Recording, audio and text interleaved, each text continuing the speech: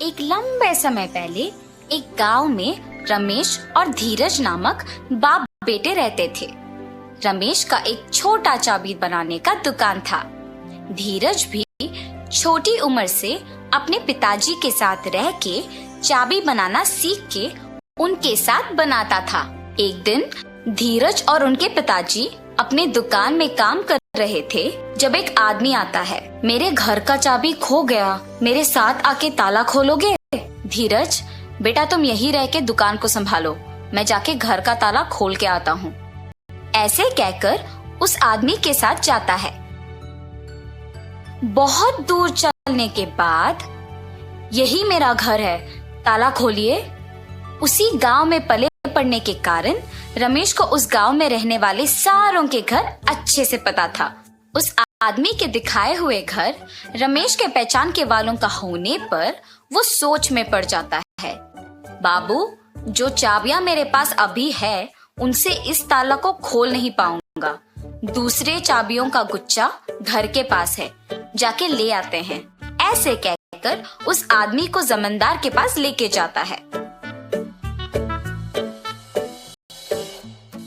प्रभु, ये आदमी चाबी खोने का बहाना बना के मेरे पास आया है और मुझे कोई दूसरे आदमी का घर दिखा के खोलने के लिए कहा, इसीलिए मैं इसको आपके पास ले आया। तुम बहुत होशियार आदमी हो, इसीलिए इसको मेरे पास ले आ सके। ऐसे जमींदार रमेश की तारीफ करता है और रमेश अपना दुकान वापस चला जाता है। पिताजी, आपने ताला खोला? और जो भी हुआ धीरज के पिता उसे बताते हैं। धीरज, हमारे पास ताला बनवाने के लिए बहुत सारे लोग आएंगे बेटा। उनमें अच्छे और बुरे दोनों तरह के आदमी होंगे, इसीलिए हमें होशियारी से काम करना चाहिए। कुछ साल बाद धीरज के पिताजी का देहांत हो जाता है और धीरज अकेले ताला बनाते हुए दुकान चलाता है। धीरज कोई भी तरह का ताला बनाने के काबिल बन जाता है। एक दिन धीरज के दुकान को एक आदमी आता है। मुझे इस चाबी का एक नकल बना के दे सकते हो? जी हाँ, बिल्कुल, पर नई चाबी के लिए 500 रुपए लगेंगे। ठीक है, बना के दो। और धीरज वो नकली चाबी बना के देता है और गोपाल पैसे देके वहां से चला जाता है। अगले दिन भी गोपाल धीरज के पास एक और चाबी लेके उसी की तरह एक नया वाला बनाने के लिए कहता है। ऐसे हर रोज गोपाल एक एक चाबी लाके उसका नकल बनाने के लिए धीरज को पैसे देता था। वैसे एक दिन जब गोपाल नया चाबी बनवाने धीरज के दुकान पर आता है, आप हर रोज नई चाबियां बनवाते हो, इतने सारे नकली चाबियों का आप करते क्या हो? चाबियों को खोने का डर से मैं इन्हें ऐसे बनवाते रहता हूँ। ये कहकर चाबी लेके वहां से चला जाता है। एक दिन जमींदार के पास उनके कुछ प्रजा आते हैं। प्रभु, अलमारी का ताला वैसे का वैसा ही है, मगर उसके अंदर का सोना और पैसे गायब हो गए। जी प्रभु, हमारे घरों में भी वही हुआ है। ये सब जमींदार से कह के दुखी होते हैं। तुम्हारे जेवर और पैसे किसने लिए, इसका मैं पता लगाता हूँ। आप लोग मुझ पे भरोसा करके घर वापस जाओ। जमींदार के बातों का यकीन मानकर प्रजा वापस घर जाती है। सैनिकों, तुम लोग भी इनके पीछे पीछे जाओ। थोड़े दिन इन सब पे नजर रखो, किसी दिन तो वो चोर पकड़ा जाएगा। जी प्रभु। सैनिकों ने जमींदार का कहा किया और सब पे नजर रखे रहे। उन्होंने ये देखा कि सारे लोगों के पास एक ही आदमी काम करता था। हम सबको इस आदमी पे अच्छे से नजर रखना होगा। सही कहा तुमने, सबके पास एक ही आदमी काम कर रहा है।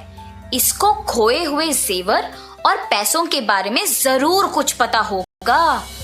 एक दिन ऐसे ही वो आदमी एक और नकली चाबी बनवाने धीरज के दुकान को जाता है। और उसके पीछे ही जमींदार के सैनिक भी जाते हैं। इसका नकली चाबी बना के दोगे?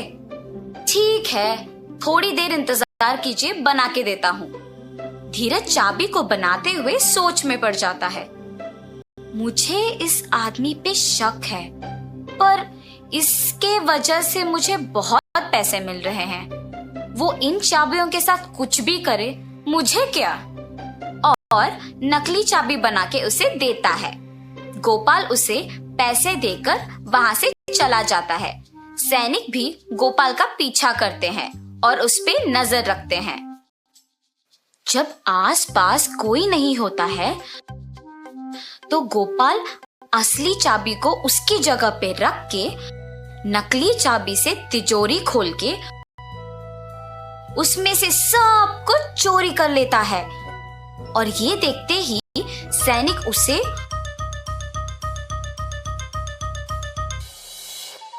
और नकली चाबियां बनाने के लिए धीरज को जमींदार के पास ले जाते हैं। धीरज, क्या तुमने गोपाल के लिए नकली चाबियां बनाई? जी प्रभु, मैंने गोपाल के लिए बहुत सारी नकली चाबियां बनाई। और तुमने क्या एक बार भी उसकी नीयत के बारे में नहीं सोचा? मुझे माफ कर दीजिए प्रभु, मैंने सिर्फ पैसों के बारे में सोचा है। पैसों की आशा में मैंने गोपाल पे आए हुए शक को भी नजरअंदाज कर दिया। अगर मैं तभी जमींदार को ये बात बता दिया होता तो अब मुझे ये स्थिति नहीं आती। ऐसे सोचकर दुखी होता है। गोपाल, जिस घर में काम करते हो उसी घर में चोरी करने पर शर्म नहीं आई? मुझे माफ कर दीजिए प्रभु, मुझे मेरी गलती का एहसास हुआ है। आइंदा ऐसे कभी नहीं होगा। धीरज और गोपाल को उनकी गलतियों का एहसास होने पर जमींदार उन्हें माफ कर देता है। ठीक है, अब से तुम दोनों ईमानदारी से काम करोगे। जी प्रभु, अब से मैं पैसों की आशा के लिए गलत रास्ता नहीं पकड़ूंगा और अपना काम इज्जत से करूंगा। अब से मैं किसी को भी धोखा नहीं दूंगा और ईमानदारी से काम करूंगा। ऐसे धीरज और गोपाल अपने अपने काम इज्जत और ईमानदारी से करते हुए खुश रहते हैं। तो इस कहानी का नैतिक क्या है बच्चों? किसी को गलती करते हुए देखना उतना ही गलत है जितना खुद गलती करना होता है। इसीलिए इज्जत और ईमानदारी से काम करो।